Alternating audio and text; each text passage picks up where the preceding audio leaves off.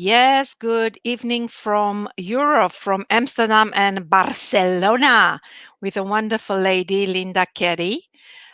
Today is a special day because I have so much respect for Linda for many reasons.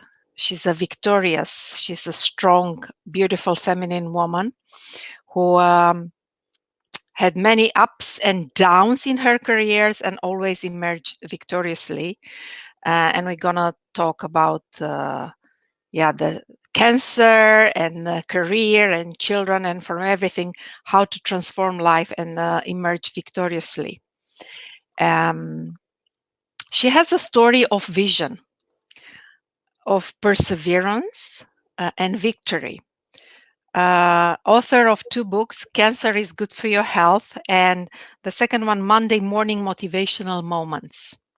Linda Kedy, she's a multilingual international business results coach and trainer with over 3 decades of coaching experience. And she's a trainer also for Tony Robbins. She's the daughter of an Austrian nuclear scientist and a chorus line dancer. So from this very first moment, she is the result of a great balance of the left and right brain, which she's also striving in life to find that beautiful balance. She has had an intense life so far. One of the first women in the UK to earn a Bachelor of Science Honours degree in engineering mathematics. 20-year corporate career in 3 countries, ranging from insurance to international exhibitions, high-tech, landscape architecture, and jewelry manufacturing. She was the director of operations for a public company. She went into network marketing, building teams in 4 different countries within 2 decades.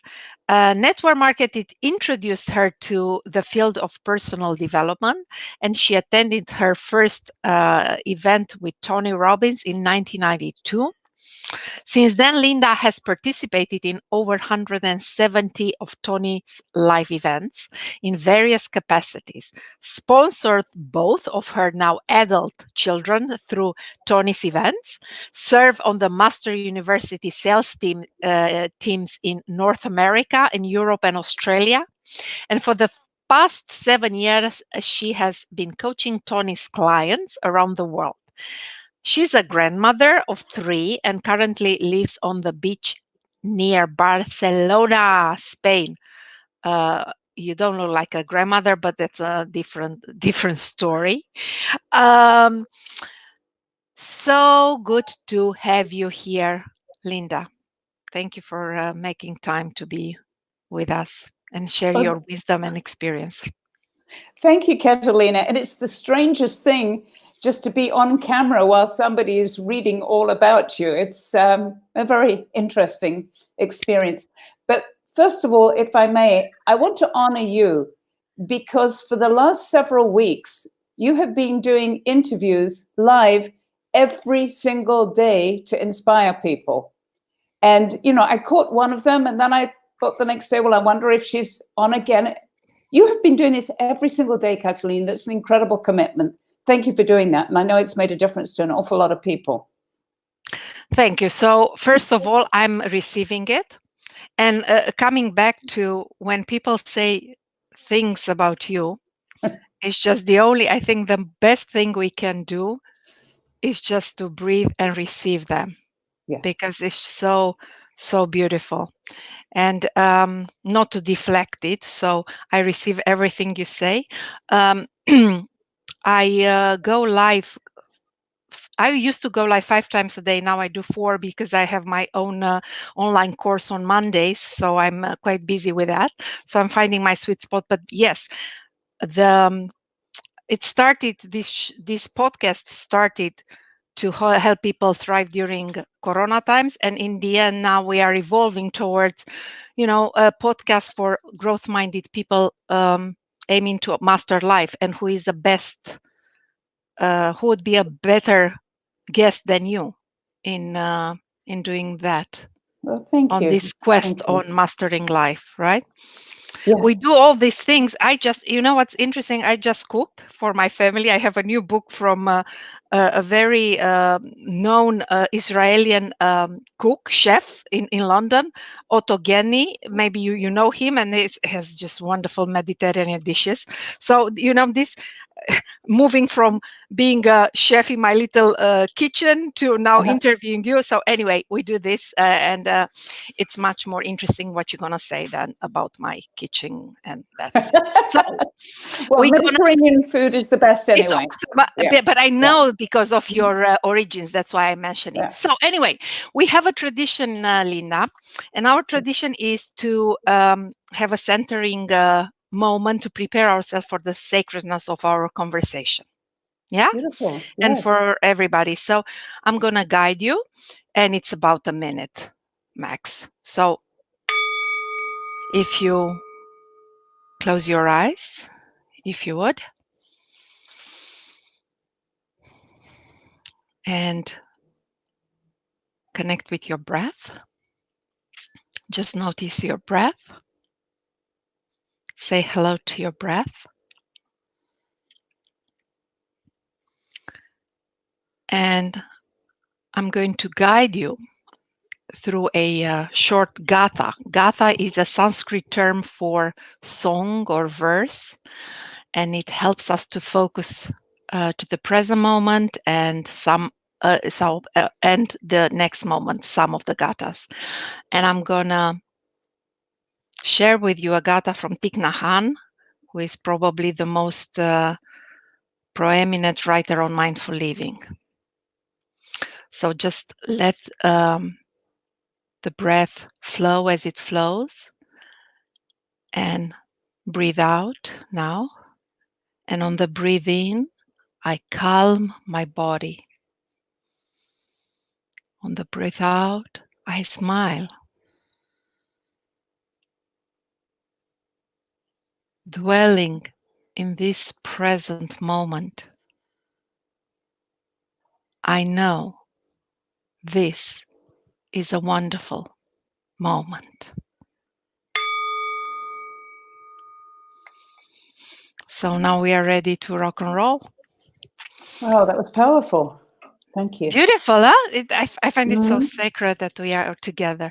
So, Linda, this is about mastering life. You've been through so many different things, challenges in life. I don't even start with all of them. I know that at some point, universe gave you a challenge, a strong one on a physical level, and you were diagnosed with cancer. And you had your journey of recovery and victoriously coming on the other side, and you wrote this book, Cancer is Great for Your Health. How did you come up with this lesson? Well, here's what's really interesting. I spent most of my years, I was diagnosed in 2001. I spent most of my many years before that in a state of stress, anxiety, single mom, not just once, but twice, challenges financially. Everything was a challenge. And even though I was in the corporate world and doing well in the corporate world, 14 hours a day. So it was just a I life know. full of stress. And I didn't know that there was another way. And it wasn't until 1992 when I was introduced to Tony Robbins that I realized that I was responsible for that and could do something about it. So I started. This was before or Yes, after yeah. No, this this? was 1992, and my diagnosis was 2001. Okay. So what I didn't understand is from 92 to 2001, I'd spent the next 9 years really working on myself. So when this diagnosis happened, it's like, well, how's that possible? I've spent 9 years working on myself. And they said, yeah, what about the decades before that? You can't reverse today what you spent a lifetime building. But it was because I'd already done some of this work with Tony that I realized that I had to take responsibility for this. And I just needed to make different decisions, because the first thing with the diagnosis is that, the doctors, the oncologists, obviously they want to protect themselves. And so the doctor needs to make a report that he has advised, he's given advice and that we should follow this directive. And the advice that I was given is, you need to go and have surgery right now. Every minute you delay, you're increasing your chances of death. And it was scary. So that's why. So what happened in your body and your mind when you heard this? When you Well, heard that? the first thing was that it was on a Friday evening when I got a call from the doctor saying, we've got your results back. The results are positive. And I said, oh, thank goodness for that. No, positive for cancer. I'm like, okay. And the first thing is, what do you do? Because there were no good stories at that time about people coming through that. So I said to him, what do I do now? And he said, well, it's a holiday weekend, so you can't do anything till Tuesday. And it wasn't until later that I thought, where's the compassion in giving somebody a notification like that? Where is are you free to talk? Are you sitting down? Do you have somebody around? We need to talk about something. It's like positive for cancer. Yeah. So I do hope that there is much more training for the doctors on communication and empathy, because it's not sustainable anyway. So go, yeah. So based on that, I had to make some appointments, and then from there it was continuing to push the fear factor.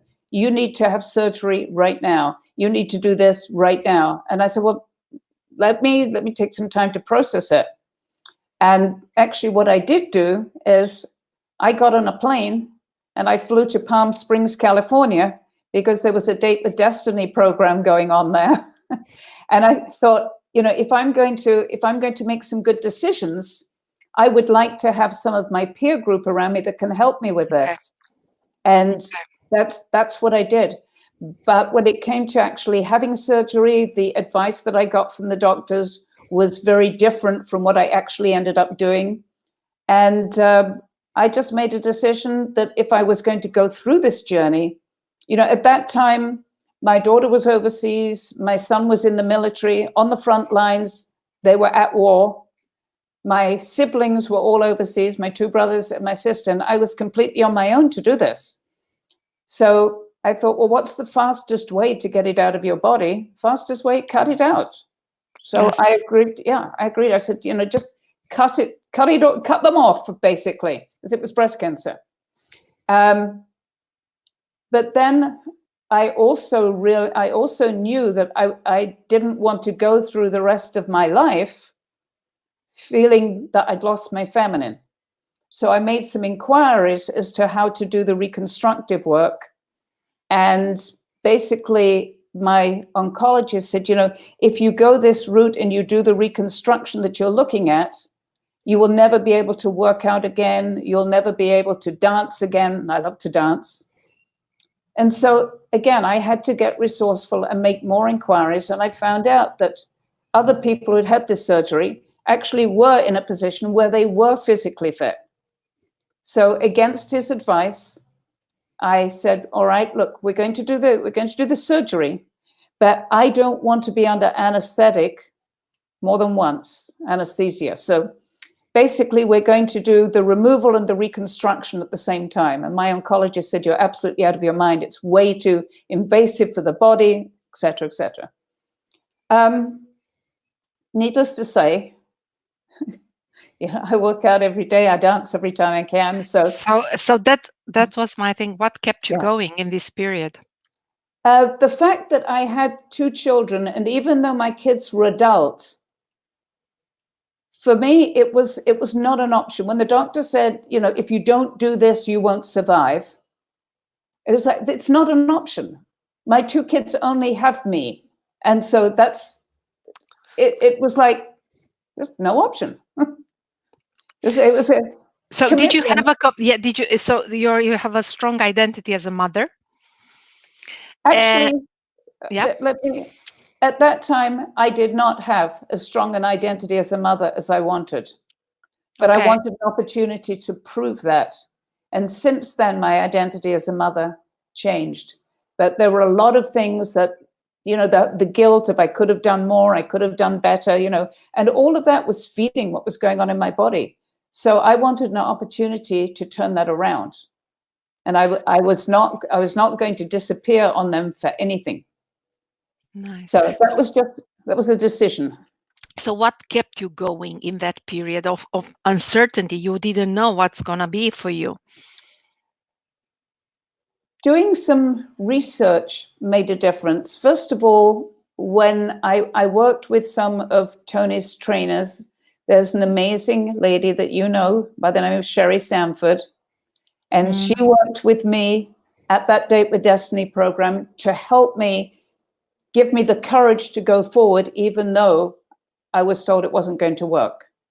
Yeah. But there was something inside this commitment that I may not have been the best mother I could have been earlier, but I sure as hell was going to change that for the future. So you had a compelling future I as well. had it wasn't a clear future, but it was compelling. Yes. I didn't know what it was going to look like, but it was definitely compelling. Yeah. And then from there on, after my surgery, I was told stay close to home. But my family at that time was the Tony Robbins environment. And 3 weeks after the surgery, we had our program in Hawaii. And I had committed to work that program. So I got on a plane and went to Hawaii with my, what do they call them? The drains, that you have after surgery. Mm-hmm. So and how did it work for you? Well, the first thing that happened was I found another doctor there who was into alternative health. And she taught me she had a different therapy, something called light beam therapy, which stimulates the lymphatic system. Because after that surgery, I was getting lymph buildup, under my arms. And you've seen people who wear these tight bandages on their arms to try and stop that lymphatic fluid. So I had that starting, and she showed me this technology that she had, and I did 2 30-minute sessions with her and never had a problem with my lymph system again. Interesting. So you were meant to go to Hawaii, actually. Exactly. Absolutely. And of course, while I was there, 9/11 happened. So we got stuck there. So it was a very interesting time, those few weeks out there. But I was so impressed with this technology that when I came back, I got I got myself one of these machines and I got certified, and I was actually treating people afterwards who had this. So what's the name of this? It's called light beam therapy. Oh, okay. Light beam therapy. Yeah. And it emits photons that actually stimulate the lymphatic system, and it was amazing how that worked. So I started going, I still had my network marketing business. Fortunately, that was paying me, that I was working, but I was also working with some health practitioners. I also did a 10-day course as soon as I got back at a place called the Living Foods Institute, where it was 10 days of raw and blended organic foods. And for the next year, nothing went into my body unless it was raw and organic. So I see a lot of perseverance, discipline in your whole being, right? In your life for that period. Well, the discipline came from my childhood. My nuclear scientist father was incredible disciplinarian. Uh-huh. It was all about do it, follow through, get it right. I was one of 4 siblings. Well, it came out, maybe, I don't know how it worked for you, but during this period of battling cancer, it worked pretty well for you. It really did. There is a place for everything in life. Exactly. But it's interesting. You use terminology like battling cancer, being victorious. I never experienced that. For me, it was a journey. It wasn't a battle. It wasn't a fight. Yes, it was tell like, me this is about a journey now. Because when you're battling, the energy that you have is an intense energy, which is what I had in my body from the anger, frustration, guilt, and everything Yes. from before. So this was a more peaceful.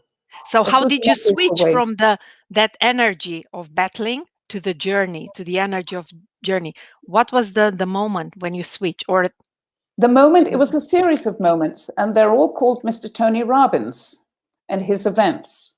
And okay. it was the conditioning of going to these live events and meeting the sort of people in my life that I hadn't had before. The sort Mm, of people, I did a lot of volunteer crew work, the sort of people who were there for contribution, who were there to help no matter what. I hadn't experienced that in my life until I came across this community. And yeah. that really was the blessing in my life more than anything else. Yeah. So serving based leadership, the Yes. power of Yeah. peer group and focusing on serving, right? Which Focusing on serving and focusing on learning how to receive. ha ha ha ha. Yeah, Nice still one, working huh? on it. Still So yeah, working but on that. that's the beauty, huh? Because it's a Mhm. nice dance or giving and opening up to receive. Right, right. Beautiful. Um, there is some research of Kelly Turner, who studied at Harvard and University of California, Berkeley, and did her PhD on patients that had spontaneous remissions from stage 4 cancers. You had as well your remission, or I don't know. I don't know how to call it, but it's what is important. I'm saying, so she interviewed people who Mhm. recovered. Let's say that you recover and healed, and she found 9 characteristics in common at these people. They radically changed their diet. Mhm. They took control of their health in a conscious way, right? They followed their intuition. They use herbs and supplements. They release suppressed emotions, so they do the emotional work. Right. They increase positive emotions, embrace social support. They deepen their spiritual connection, and they had strong reasons of living. Yeah. What was it for you? The top 3, if you think the top 3 things that help you progress through your journey and move into health. Having a compelling reason for living and for becoming better. It wasn't a question of being better. It was tapping more into compassion, because I had, up until that point, my favorite voice in my head would say, it's not fair, it's not fair, it's not fair. So I was coming from a place of victim mentality. Aha. And shifting through that to gratitude and being so grateful for what is, that's been a journey, but it's a long journey. Yeah. The other thing was that in retrospect, because I was stage 1, I don't even know for sure if I had had a support group or family or people around me at that time, if I would even have bothered with surgery. Mhm. Because I had a lot of references also from some amazing people about the balancing the pH. Yes. Okay.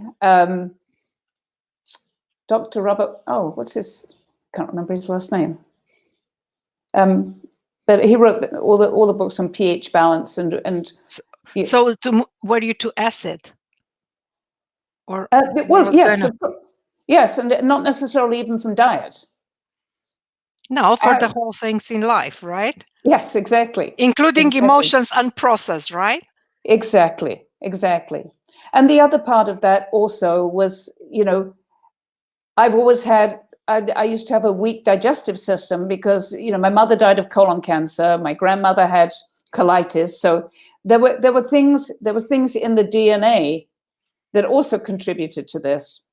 But one of my teachings, more than anything else, is, it may be in your DNA, but it doesn't need to be an excuse. So Yes. if we have something in our DNA that can be a challenge for us, we just have to work harder than other people to get it balanced. It's the whole So science of epigenetics, right? The fact yes, that we have the genes doesn't mean that we express those genes.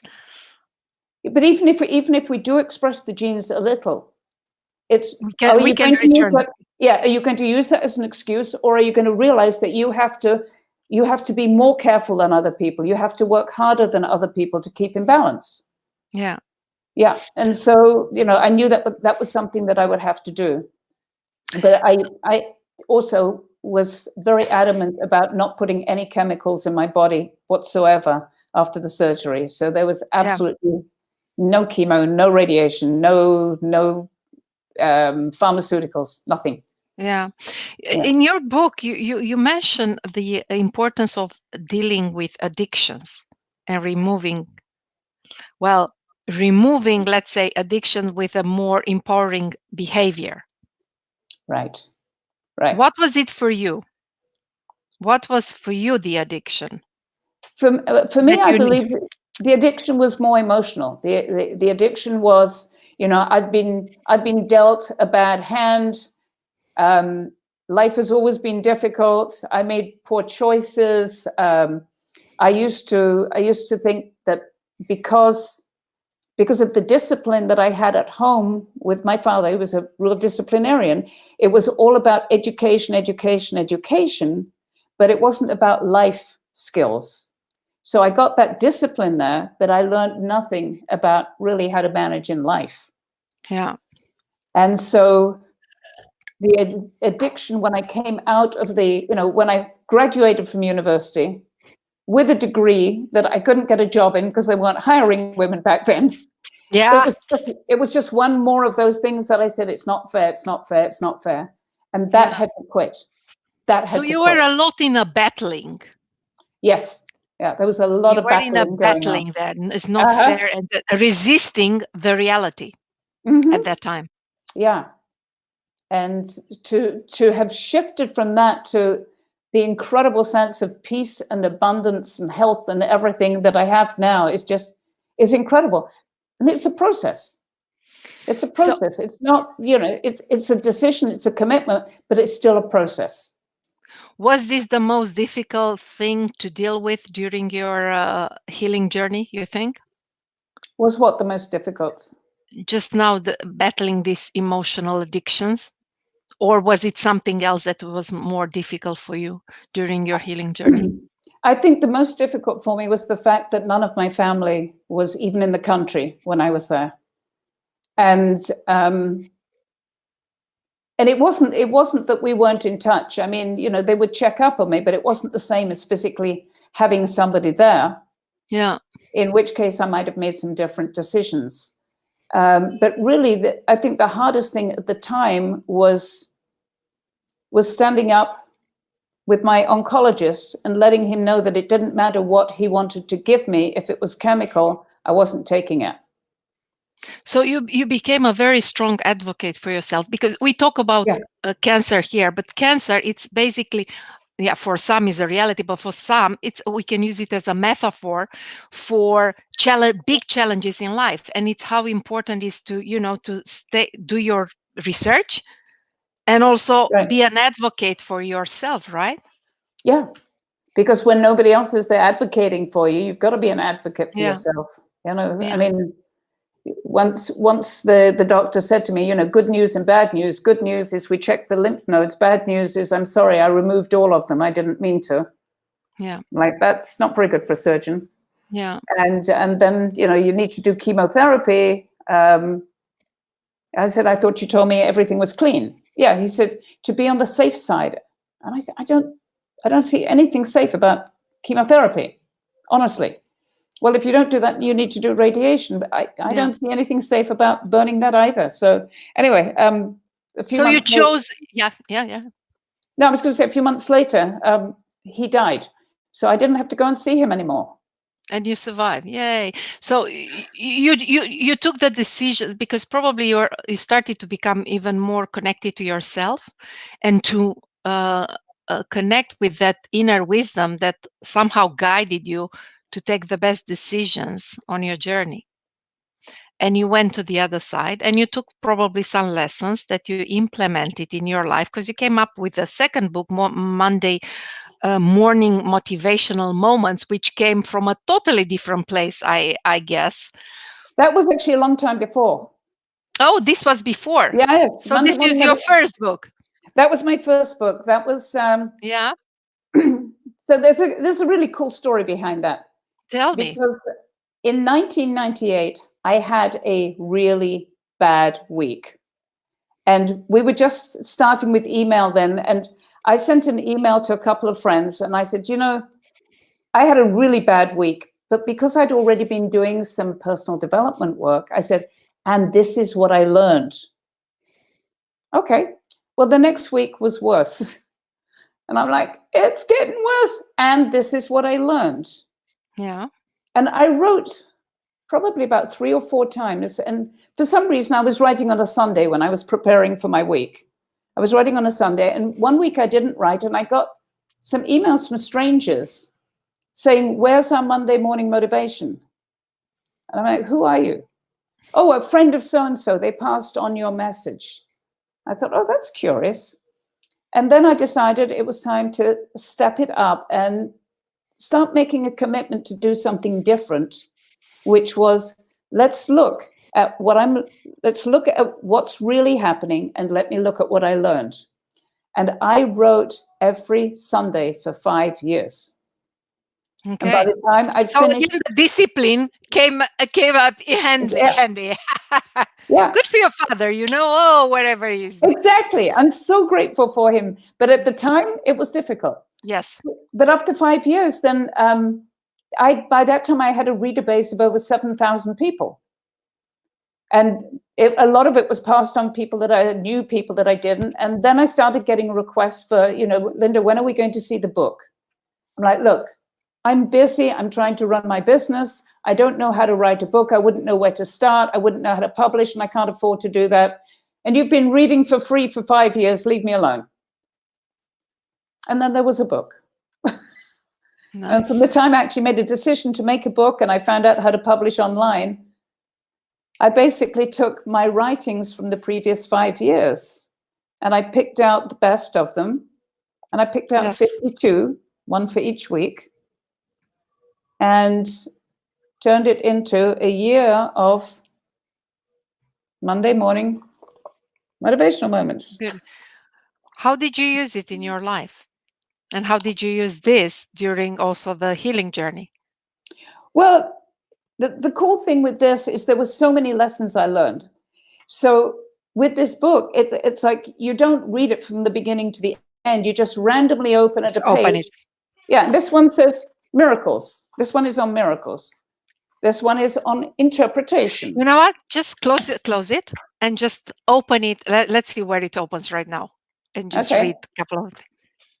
Okay, this one is on negativity. This one is on healing. Let me find a shorter one. This one is no. Just don't find. Just open one. Okay. Just open and let's see which one needs our attention right now. Okay, this one is on seasons. Seasons. So let me read this. Now I have to put my glasses on, which is a new thing for me. I know for most people it happens at 40, so at least I held on a little bit longer. Look good. Okay, so I was living in Atlanta when I wrote this. So in Atlanta, we often have all 4 seasons in 1 week. It can be 70 degrees on Sunday. Oh, summer's on the way. And then the pine cones are falling off the trees. Well, I guess it's still the fall. At night, it was below freezing. Oh, it's still winter. Oh, here come the daffodils. I guess it's spring. All in 1 week. Jim Rohn always talks of the seasons of life. But this week, they just came around a little faster. The truth is that day always follows night. And though the night might seem long, it's never more than a few hours. Fall always follows summer, which follows spring, which follows winter. And though the seasons may seem long, they're never more than a few months. So it can just seem longer if you're a thermometer and you're only reacting to outside forces. Yet time can fly by if you're a thermostat, only reacting to your inner forces. The only two things we can really change are our responses to what happens and our anticipation of what will happen. You get upset by an issue or a person and you anticipate that they're out to get you can live a miserable life. If you respond to a person by realizing that they're great, they're merely displaying poor behavior, and anticipate that they will bring huge value to your life in the future, and you can live in daily bliss. So never let anyone withdraw from your emotional bank account, and don't withdraw from theirs. Trust things will work out for the best and be committed to showing up at your best. Pay attention to what shows up in your life. Sometimes we're so busy with our daily activities that we miss or forget to cherish the special times. If you really want to bring value to someone's life, whether personally or in the field of sales, whatever, stop doing an analysis of their needs and start analyzing their desires. That way you'll be focusing on opening new relationships, and you'll never have to close a sale again. Nice. We have these seasons in everything, right? Mm-hmm. So it's a great metaphor we can take in our life. Beautiful. Exactly. So Exactly. change our responses and anticipate and focus on desires. And the cool thing with this is you get to read the same page every day for a week because they're 52. And then Yeah. on the other side, there's a place to journal. What did you learn after you read this for a week? Because when we read something for the first time, we don't necessarily get the impact of it. So did you use it during your journey, healing journey? Well, that was my journey. All of these were my journey. They were my personal journey, my No, personal I experience. mean it during the cancer journey. Did you This use any on the from this book? oh, absolutely. I see what you're saying. Yes. Yeah. Yeah. To be like a companion, like a resource, because you're a very resourceful person. Yes. So Yeah. what were the so tell me, what was your identity afterwards, and what are the three main lessons that you took from the greatest challenge in your life? Well, first of all, honey, it was not the greatest challenge. It was a challenge. I've had bigger ones than that No, in that is different what I'm saying. arenas. Choose Yeah. a challenge, whatever challenge in your life, Well, and take the top three lessons. well, the first one is to be in peace. Yeah. We cannot thrive if we're not in peace. Um, most of these lessons are, as I said, from being around the Robbins organization, is number one is nothing has any meaning except the meaning that we give it. And we can choose that meaning. Yeah. We just need to get ourselves into an empowered place that we can choose the meaning. And then another one of my very, very favorites is all I need is This is within within me me now. now. Beautiful. Because it is. If we don't have a resource, good Lord, we have computers and Google and everything. There's so many resources that we can access. The thing is not how do we get to the resources, it's, how resourceful are we going to be emotionally ourselves? So And how do you coming from a place, yeah, sorry, yeah, yeah, go go, ahead. go, go. No, I No, was no, no, saying, go, and go. coming from a place of peace, coming from a place of gratitude, just Yes. being so grateful. I live in this incredible place just outside Spain, Barcelona, and it is so beautiful here. It's so beautiful. We were under house arrest for 9 weeks. House arrest, Beautiful. yeah, as opposed to lockdown. We Which could gave you which you experience lots of peace, right? Um, Or yes, not? well, I experienced a lot of peace, and the thing is that now that things are opening up a little bit, it's like, oh, Am I going to lose some of this beautiful private time that I've had for myself for the whole time? But I'm not. It's awesome. But it's been a reset for a lot of people here. Yeah. Reset, resetting our priorities, taking more. I've found with most of my clients that they're sleeping more. They've been sleeping more. People have been resting more, but Yeah. they've also been eating more. That's a whole other story. Yeah, yeah, and that's true. And the world needed a reset, that's for sure. And the other one with extra kilos, it's going to be in one of my next shows, because it's a part of life.